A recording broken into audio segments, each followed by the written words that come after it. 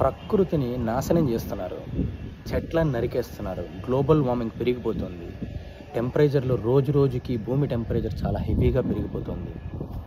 ప్రకృతిని నాశనం చేస్తున్నారు, అడవుల్ని నరికేస్తున్నారు, ప్రకృతి వనరులను నాశనం చేస్తున్నారు, నదులు కలుషితమైపోతున్నాయి. ఎటు తీసుకెళ్తున్నారు?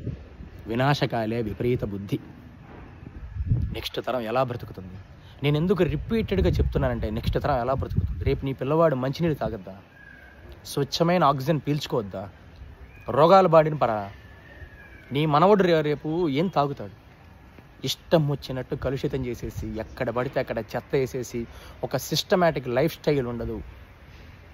చెట్లను నాటాలి అన్న ఏదో స్టేటస్లో పెట్టుకోవడం తప్ప ఎంతమంది ఇన్ని రకాల చెట్లు నాటారు?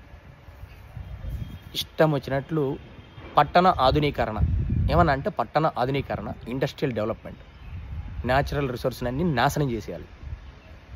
డెవలప్మెంట్ అంటే ప్రకృతిని నాశనం చేసి డెవలప్ అవ్వడం కాదు, ప్రకృతితో పాటు డెవలప్ అవ్వడం, ప్రకృతికి హాని కలిగించకుండా ఆ ప్రకృతి ఇచ్చే ఫలాల్ని తింటూ డెవలప్ అవ్వడం.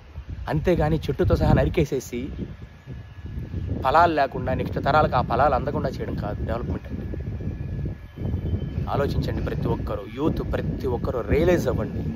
ఎందుకంటే అది మన చిన్నప్పటి నుంచి రావాలి. మీ పిల్లలకు నూరు పోసి పెంచండి, ప్రకృతికి హాని కలిగించకూడదని, చెట్లను నాటమని చెప్పండి, ఎక్కడ పడితే అక్కడ చెత్త వేయకూడదని చెప్పండి, నదులను కలుషితం చేయకూడదని చెప్పండి.